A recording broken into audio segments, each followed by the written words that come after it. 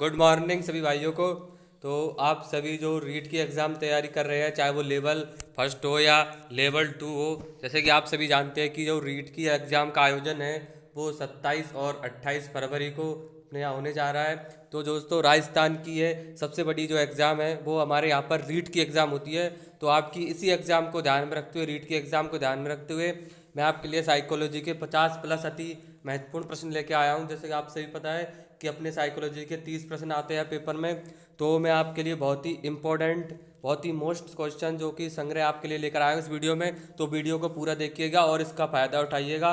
तो बिना समय को गवाए हुए आज की साइकोलॉजी स्पेशल इस क्लास को हम शुरू करते हैं, जिसमें मैं आपके लिए लेकर आया हूँ 50 प्लस से भी बहुत ही ज़्यादा महत्वपूर्ण क्वेश्चन जो आपके लिए आज के होने वाले हैं। तो चलिए शुरू करते हैं इस क्लास को। तो बढ़ते हमारे पहले क्वेश्चन की ओर। तो आज का हमारा पहला क्वेश्चन है कि मानव विकास को सर्वाधिक रूप से प्रभावित कौन करता है। तो छात्रों, आप सभी ने पढ़ा हुआ है, ये सबसे मोस्ट हर बार क्वेश्चन आता ही है कि जो मानव विकास को सर्वाधिक रूप से उसका वंशानुक्रम और वातावरण प्रभावित करता है। जो मानव का व्यवहार है वो उसके वंशानुक्रम और वातावरण का क्या होता है, गुणनफल होता है।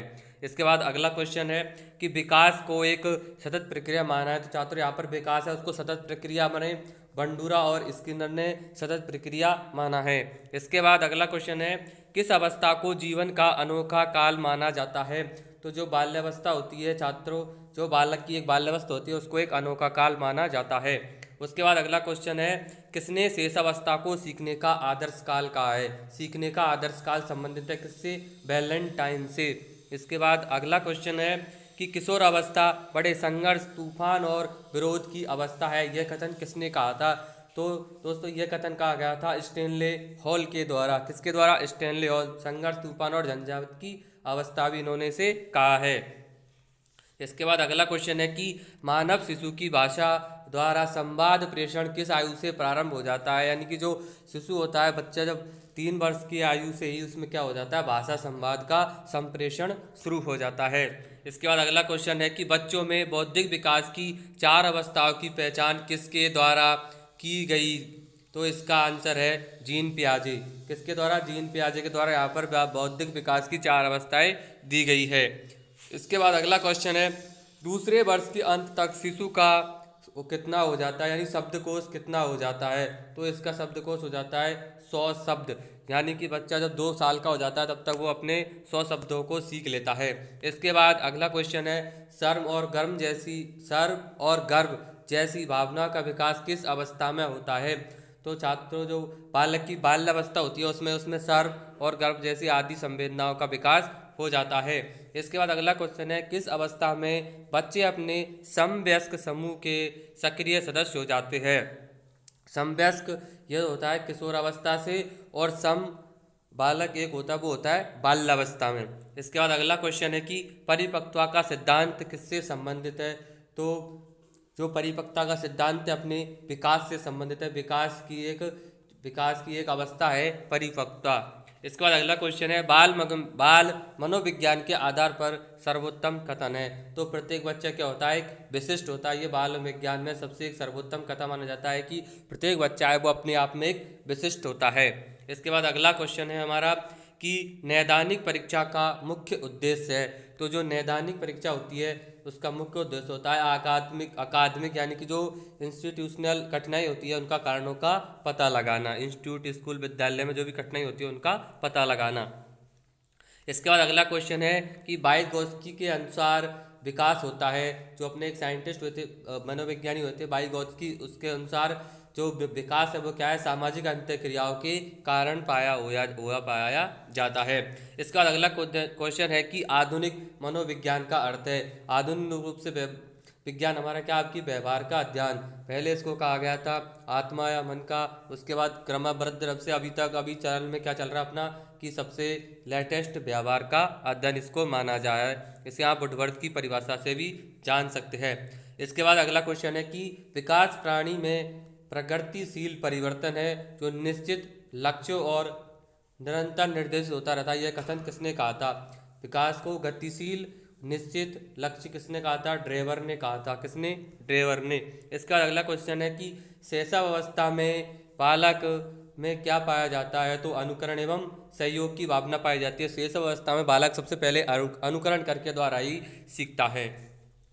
इसके बाद अगला क्वेश्चन है कि नवीन शिक्षण प्रणाली किस पर आधारित है। तो जो छात्रों अभी की जो अपनी शिक्षा प्रणाली चल रही है वो क्रिया आधारित यानी करके सीखने पर, किस पर, करके सीखने पर आधारित है। इसके बाद अगला क्वेश्चन है कि बुद्धि की श्रेष्ठता का कारण प्रजाति है, यह किसका कथन है। तो जो क्लीनबर्ग है उसने कहा था कि बुद्धि की जो श्रेष्ठता का कारण है वो क्या है, उसकी प्रजाति है।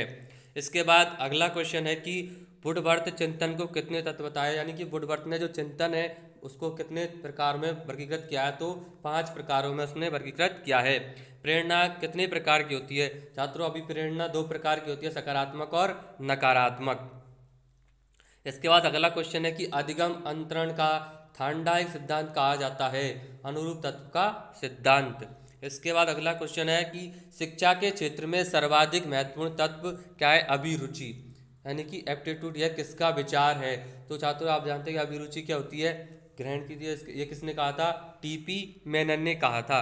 इसके बाद अगला क्वेश्चन है अभिरुचि, इंटरेस्ट को बोला जाता है। इसके बाद अगला क्वेश्चन है शिक्षा का खेल विधि से क्या तात्पर्य है। शिक्षा में खेल विधि से तात्पर्य है कि खेल के द्वारा बालकों को शिक्षा देना, उनको खेल खेल में सिखाना, इसका आंसर हो जाएगा। इसके बाद अगला क्वेश्चन है कि ऑपरेशन ब्लैक बोर्ड किससे संबंधित है। तो जो ब्लैक बोर्ड का ऑपरेशन है वो प्राथमिक विद्यालयों में न्यूनतम सुविधाओं से संबंधित है। इसके बाद अगला क्वेश्चन है कि कक्षा शिक्षण के समय शिक्षक द्वारा अपनी आवाज़ में उतार चढ़ाव किस कौशल के अंतर्गत आता है। तो इसको अपन बोलते हैं उद्दीपक परिवर्तन। इसके बाद अपना अगला क्वेश्चन है कि अंतर्दृष्टि का सिद्धांत के जन्मदाता कौन है। अंतर्दृष्टि का सिद्धांत, तो अंतर्दृष्टि का सिद्धांत अपने दिया था कॉलर ने। इसके बाद अगला क्वेश्चन है कि यदि पहले उदाहरण और फिर सिद्धांत बताते हुए बताया जाए तो यह शिक्षण पद्धति किस ओर इंगित करती है, यानी कि जब पहले उदाहरण उसके बाद सिद्धांत प्रस्तुत किया जाता है तो ये होता है आगमन विधि में, शिक्षण की आगमन विधि में। इसके बाद अगला क्वेश्चन है कि मूल्यांकन में ब्लूप्रिंट किससे संबंधित है। तो जो ब्लूप्रिंट है अपना प्रश्न निर्माण में उपयोग लिया जाता है, किसमें, प्रश्न पत्र के निर्माण में। इसके बाद अगला क्वेश्चन है कि अनुभव एवं प्रशिक्षण के कारण व्यवहार में होने वाला परिवर्तन, अनुभव एवं प्रशिक्षण के कारण व्यवहार में जो परिवर्तन होता है उसको क्या कहते हैं, अधिगम कहा जाता है। क्या कहा जाता है, अधिगम कहा जाता है। इसके बाद अगला है खेल किस प्रकार का अनुशासन उत्पन्न करता है। तो जो खेल है वो छात्रों में या बालकों में आत्म अनुशासन का विकास करता है। इसके बाद अगला क्वेश्चन है कि मनोविज्ञान की अंग्रेजी पर्याय साइकोलॉजी शब्द की उत्पत्ति किससे हुई है। जो अपना साइकोलॉजी शब्द है वो ग्रीक भाषा से, अगर ग्रीक नहीं हो तो इसको लैटिन भाषा भी मान सकते हैं। इसके बाद अगला क्वेश्चन है कि मनोविश्लेषणवाद के प्रवर्तक कौन है, यानी कि मनोविश्लेषणात्मक जो वाद चला था स्कूलवाद, उसका प्रवर्तक है अपने सिगमंड फ्रायड। इसके बाद अगला क्वेश्चन है कि समूह खंड बुद्धि का सिद्धांत किसके द्वारा प्रतिपादित किया गया है। तो समूह खंड बुद्धि का सिद्धांत है वो थ्रस्टन के द्वारा दिया गया था। इसके बाद अगला क्वेश्चन है कि साई दब्बा शिक्षण विधि के प्रतिपादक कौन है। तो साई दब्बा जो शिक्षण विधि है वो हमारे किसने दी थी, हरमन रॉर्सा ने दी थी। इसके बाद अगला सिद्धांत है कि क्रिया प्रसूत अनुबंधन का सिद्धांत दिया था। तो क्रिया प्रसूत अनुबंधन का सिद्धांत दिया था स्किनर ने। इसके बाद अगला क्वेश्चन है मानव विकास को सर्वाधिक रूप से कौन प्रभावित करता है। तो वातावरण और वंशानुक्रम और वातावरण। इसके बाद विकास को एक सतत प्रक्रिया माना। तो आज की वीडियो में बस इतना ही। इसी प्रकार की साइकोलॉजी की और हिंदी की भी हम आपके लिए एक वीडियो लेकर आने वाले हैं। तो इसी प्रकार की अन्य रीट एग्जाम के स्पेशल वीडियो के लिए हमारे चैनल को सब्सक्राइब करके और वीडियो को अपने ज़्यादा से ज़्यादा साथियों के साथ शेयर करें ताकि वो भी इस प्रकार की वीडियोज़ का लाभ ले सके। धन्यवाद।